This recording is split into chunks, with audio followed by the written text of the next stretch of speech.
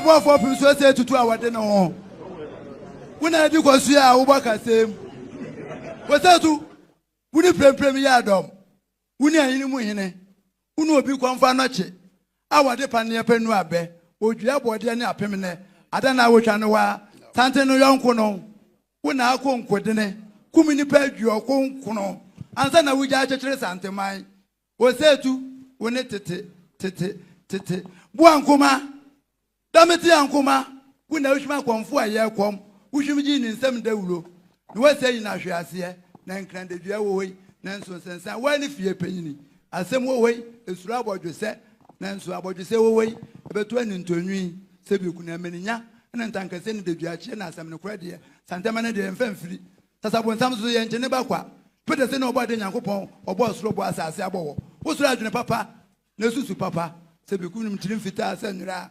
Tiamu anku wona atu aframbo benkete chie ma no hwe abreta na discuss kan afani pakom na tokran na osunsuma kwa wona wakochi an ni setu edi sunsuma na mso osum tupa mu woso na bam titiriku tuma titiriku busum bua beduru a wona santini di achinya wutiri yira Asanteman ne kwa so de Abrefuo nkuto na etimi gina wanim twa afra Jessica dwa anim edi mense ma de ye bone nti wutu wupiri wutirim na Abrefuo yenkum nipa ana ntwa obi achi nwuma ne mfa nche no kontonkuro risika wewe eda mansan kom abra chechirefo no wan ene Abrefuo o kam frafra yae akosie pamentu aban brami o nana no de sie ne bia sesi biem wabofra mansu ni Osei to agro adene nsa ana ne nine ana ba na odibo Osei si utras mamojangu Osei tu yesa kumboja trada kokone na yemire on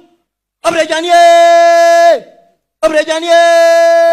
Osei tu ya premier yao ya yawa wono esia na obrejanie ya pem wasan esia du kataru ya wadi asempani yechini wo Osei tu watonchina cha me de makwada wase enye se wonte nti enye oya na onsi agi odwamna katechire be ko hono ni na ben Osei tu hono ni na ben hono ni na bede apampam resi abura kosie de yi piazi mismakama piazi mismakama piazi mismakungen piazi opamani mapa makama jejefi okuma mafungen piazi usangma bofa ungen Opa idane shankwan Jesu nungen Arafani unungen Arafani saya yachmoja boni fungen Arafani saya yanwa o